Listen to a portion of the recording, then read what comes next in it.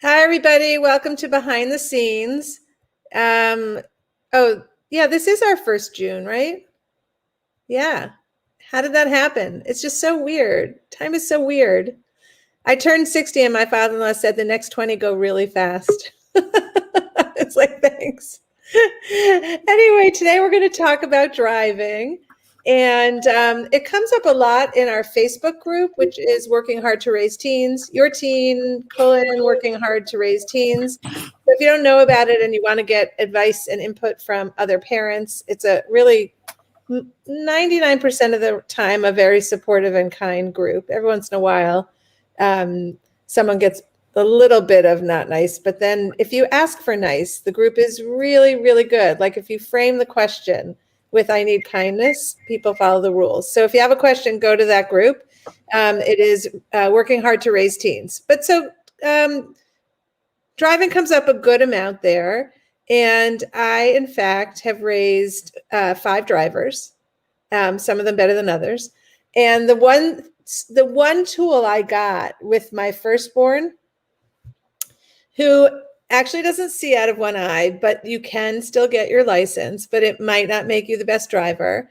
There's a vantage point through the side mirror that can, because like when you're in the passenger seat, you don't always know if you're like, it looks like you're veering over, but I don't have the right vantage point. So I learned that if I look through the side mirror, I knew how much distance I wanted from the curb, and I could kind of soothe myself if I found that distance. So I didn't have to keep pressing the brake and being like, which, of course, makes a new driver not only supremely less safe, but also really mad. So that's my hack. It worked for 5 kids. Well, it's always that story. If you ask them, they don't know about my trick, so they probably just think I was horrible. But for me, emotionally, it did really, it worked for me 5 times. So I highly recommend it. And I'm going to pass this to Eka. Good morning, everyone. Well, I'm going to start by saying that I am not the most patient person, and nor am I the best teacher. So my parent hack for driving is basically let their fathers teach them. That's all I got. But I told Sue that I would tell a story about my driving experience. I was a belligerent, which I've mentioned before on this, I was a belligerent, sassy little teenager. And when I first got my license, they didn't give you the license, but they gave you like a little piece of paper. And because I was 16 and just all that, I took the little piece of paper and I folded it up and I would wear it in the little watch pocket of my 501 jeans, jammed in that little pocket, all folded up because I was all that. So my mother, this is like the worst story. I can't believe I'm telling you this, but anyway. When I turned 16, my mother said to me, now that you're 16, you can go buy my cigarettes. Because remember how our mothers would write a note? So my mother wrote me a note that said I was allowed to buy her cigarettes. And then she told me to drive the car that stalled until it was warmed up. So I go to the gas station to buy cigarettes, and I blow through 2 stop signs because I know that if I stop, the car's going to stall. So I blow through 2 stop signs, and here comes a cop. So now I don't want to stop because I know the car's going to die on the side of the road. So I just keep going until I get to the gas station because, like I said, I was a belligerent little thing. So I pull in the gas station. He pulls in after me. He asks me, do I know why he pulled me over? And I said, yeah, because I blew through 2 stop signs because my car is going to stall and I don't want my car to stall. And I'm all sassy. And he says, can I see your license? Oh. So now I reach in, dig into this little tiny pocket because my pants are skin tight. I pull out this little blue square, and I deposit it on his hand, where then he has to open it up and read it, and then says to me, oh, so you just got your license yesterday, huh? And I was like, yeah. And he said, well, you know what? I'm gonna go ahead and give you a warning, but please be careful. And I cannot believe I got away with that crap. But anyway, that was my stupid story. I can't believe I told that. There were so many things wrong with it. But anyway, I'm going to pass it over to Jen. Okay, you have to wait till I'm done laughing at your story before you pass to me. I loved that one. Yeah, I don't know. I could share some dumb things I did too, like the fact that I bought a stick shift car without knowing how to drive stick shift. But hey, how else do you learn? But I will share a couple pieces of practical wisdom that I've learned and am still learning about teaching kids to drive, because I still am teaching my kids to drive, by the way. They are 20 and 22. One of the things that we didn't do such a hot job of, apparently, is explaining the blind spot for trucks, because we were just on a long car ride, and my husband doesn't like to relinquish the driving. He likes to do it. He's a little bit like, I'm going to do it. I'm like, he doesn't want them to drive. And I said, honey, our kids can't learn to drive on the freeway unless you let them drive on the freeway. It's one of those things. You can't learn it any other way but by doing it. But he is so nervous. He would get in the car and he'd be the one who'd be like hanging on to that thing on the side of the driver's side like this, or the passenger side. And no wonder they didn't want to drive with him. So I'm the one who had to teach them to drive, and I'm still teaching them. So yeah, some things I've learned are like, you have to really remind them, like, you can't be in the truck's blind spot, and if you're going to pass, you got to put on the gas. So like, but I'm speeding. I'm like, yes, you have to speed to get past the truck to be safe, and then pull over. There's so much that we do automatically. We don't know that we've internalized it, and you have to kind of narrate as you're driving. So it irritates the hell out of them, but I do it. When I'm driving and they're in the passenger seat next to me, I'm like, so now I'm putting on a little gas, because I can see that that truck doesn't know that I'm in its blind spot. So I'm going to go a little faster, and then I'm going to wait till I can see all of the truck in my rearview mirror, and then I'm going to pull over. And it makes myself crazy to do it, but there's really no other way. And then when they're in the driver's seat, of course, you have to do a little bit of that, but a little bit less, because you don't want them to have a heart attack while you're driving. So I wish that there was some really easy way to outsource this job, but here's the tough news. You just have to suck it up and do it. Sorry. All right, Kamira, up to you. Wait, I just want to say that people do outsource it, Jen. They have like a friend who likes to do it, or a relative who likes to do it, because some people really just can't stomach it. Like, it's not in their DNA. You could let the older kids teach, like my brothers taught me, and that was super fun for all of us. Good luck with that. I'd like to throw in, though, I don't think it's allowed. I think by law, the people they're allowed to drive with are parents and guardians and driving instructors. Because believe me, I think I looked into that years ago, because just in case, but I think that's what is the rule. So you might want to check that out in your state before we pass on false information. Okay, of course, Ekka's right. Sorry, bad information gone. Okay, thank you. I should preface this with our family. We are former New Yorkers who moved to the South almost 7 years ago. So we had one barely driver, yours truly. I had a license for ever since undergrad, and I could probably count the number of times that I had driven, and nobody else was a licensed driver. So we're all newbies. And we have our youngest coming up. He's taking his driving test this Saturday. Yes, the younger ones will be better drivers.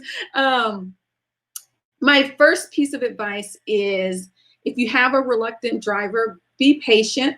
Just because we arbitrarily decide that a rite of passage has to happen at a certain age doesn't mean that it necessarily holds true for everybody who reaches that age. And I know it's difficult when you live in places like where we live, where there isn't good public transportation, and by the time they're 16, you're tired of shuttling them everywhere. But there may be a reason. So be patient with them. Having said that, my patience wore thin after a little bit, and I finally had to say, I need you to be a really good driver before you leave the house, before you go away to college. Could you please learn that skill for me, even if you don't plan to ever use it again? And that seemed to help. My other piece of advice is, I'm the over preparedness queen. So it's driver's ed, road driving lessons, defensive driving lessons. Go with your brother for this part because he's better at that. Go with your mom at this part. I don't know if it yields a better driver, but it makes me feel better, because eventually they have to be on the road by themselves. Don't have any funny stories. I I have all the mommy scary stories of, the first few times we had a son living in Baltimore, driving down to Atlanta in the middle of the night, and how I could tell where he was at any given time. If you just tapped me on the shoulder, I could tell you where he was on the road because I was that nervous and driving it with him on my couch. So if you do that, you're not crazy or we're both crazy the same way if you do that, because I do that too. I'm going to move it on over to Sharon. Good morning, everybody. I'm soaking all this in because I have a new driver. I have, my oldest has what we used to call in New Jersey a permit, but what they call in Ohio, the temps, the practice license, whatever it is, not the real license when you're learning. And we've done a bit, but it's kind of stalled, not in the way that Eka's car stalled. Although I totally relate to that because I drove those cars too. If you stop at a toll booth, you'll be stuck in the toll booth and blocking everybody behind you. But I digress. So I have he's starting to learn, but I do notice the reluctance. And a lot of parents of teens today are talking about the reluctant drivers. And I was thinking, why is that? And maybe this is not anything that nobody else knows. But I just think that phones are the new cars. It enables you to see your friends without your parents, see them whenever that you want. You can see the world without your parents looking over your shoulder. So when it comes to driving a car, like, why would you need to drive a car and do all that work when you have the phone in your pocket that lets you be with your friends and, see and do what you want without your parents knowing everything? So I don't know if that is helpful, but I still think it's really important to push the learning because, it's a life skill. And like you said, Kamira, they need to know how to do it safely. And I do feel like it's my responsibility to make sure that happens. And I also agree about being patient with the reluctance because it is kind of smart to be cautious about driving. It is a dangerous thing. And like, if they're not scared at all, that would scare me because, they should take it seriously enough that they have a little bit of that fear in them. So I like to say, it's, that's natural, that's normal, that's good, but let's drive anyway. So we'll get there. Maybe we'll have stories as we go along, but I'm going to pass it over to Mindy now. Mindy, give me 1 second. I want to just ask Stephanie's question because I don't know the answer to this.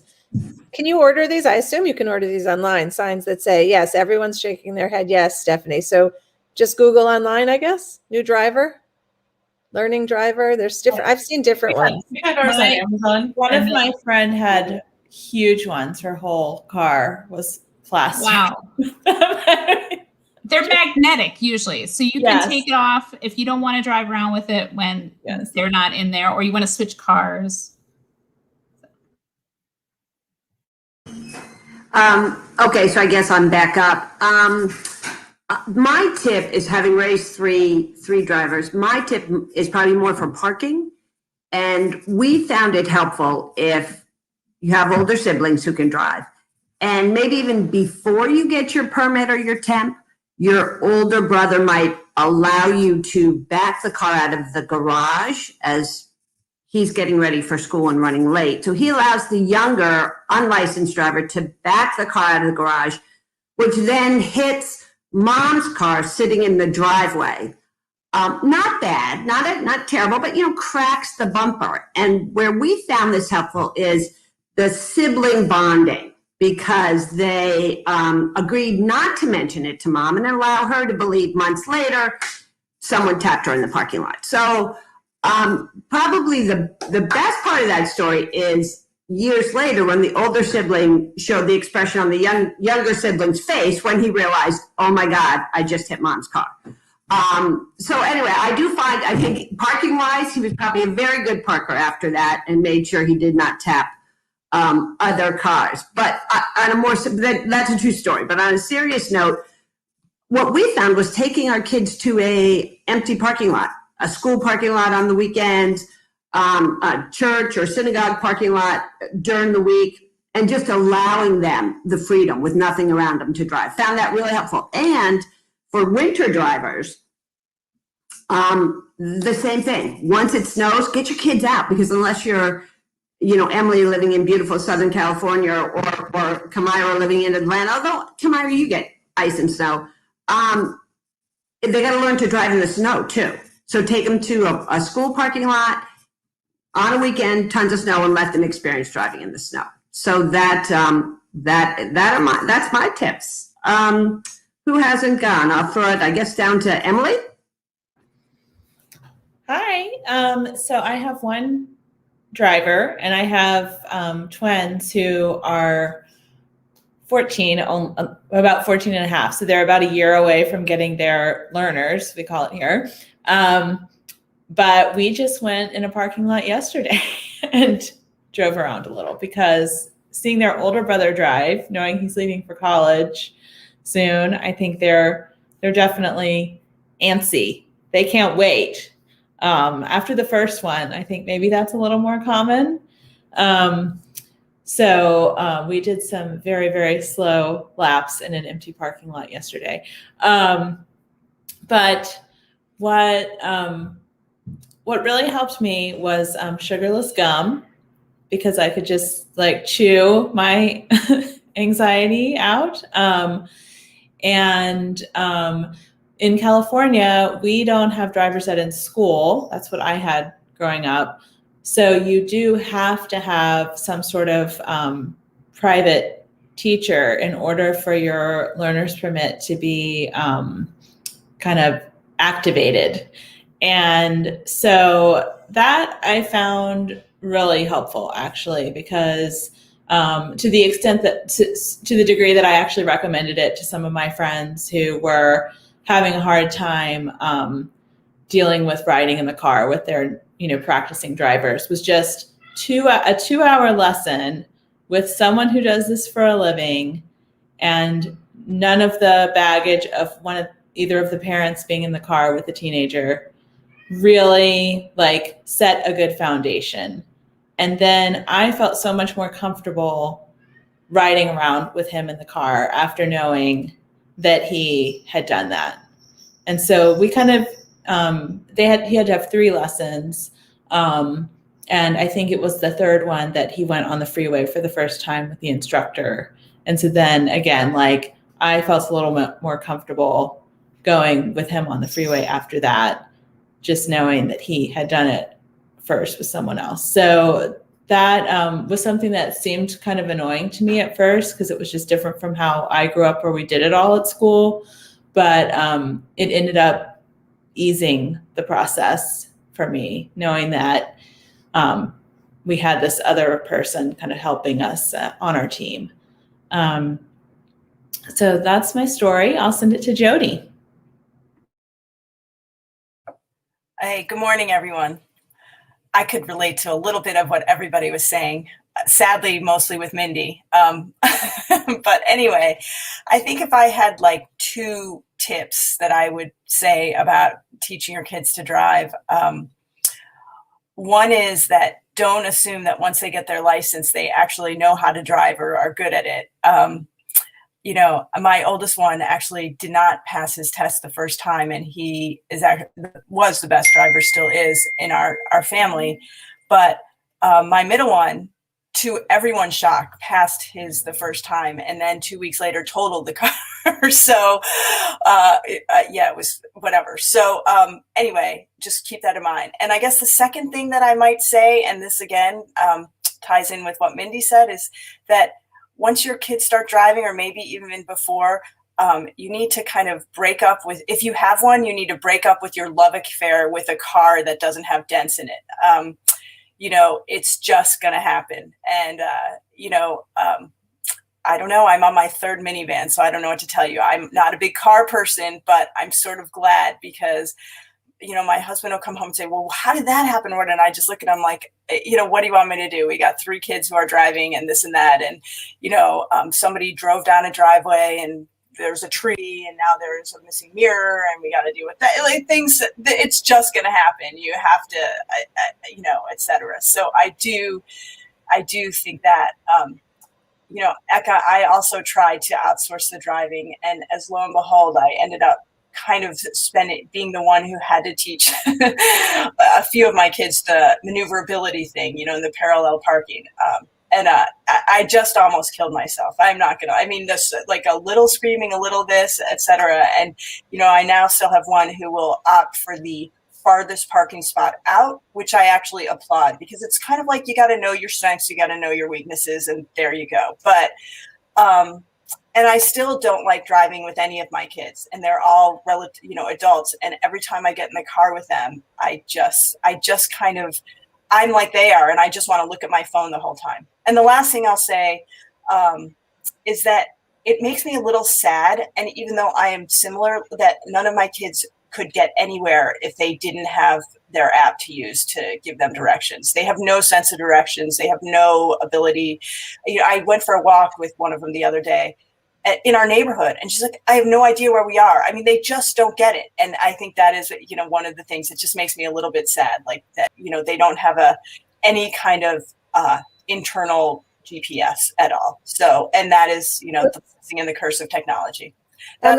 Brian agrees with you. Brian says less bike riding and more screen time in cars means new drivers are less geographically capable, too reliant on GPS to get anywhere, frustrating. Well, I mean, I agree with both of you that they don't have the skill set to do that, but maybe we sound like the old people who say, when I was a kid, I had to open a map and figure out how to get there. I mean, I would also say if you live in a big city like LA, you use GPS because even if you know where to get there, you're going to use the route that has the less traffic.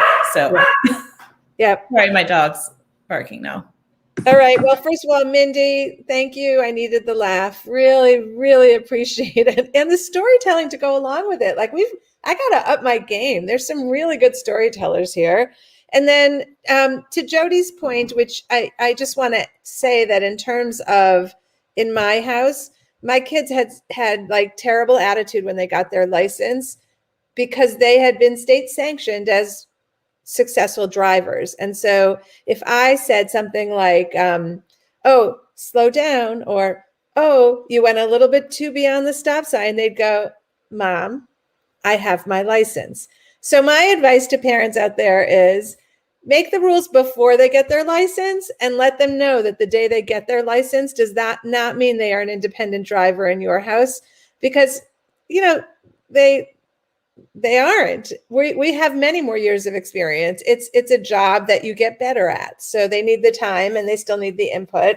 And I wish I had even remembered for the fifth kid to do that, because I had a lot of chances to think that was a good idea, which I did think was a good idea, but never implemented it. So I pass it to all of you to make sure you have some kind of agreement prior to them getting their license that is not the end of your input. And everybody, have a great week, and we will see you next Monday.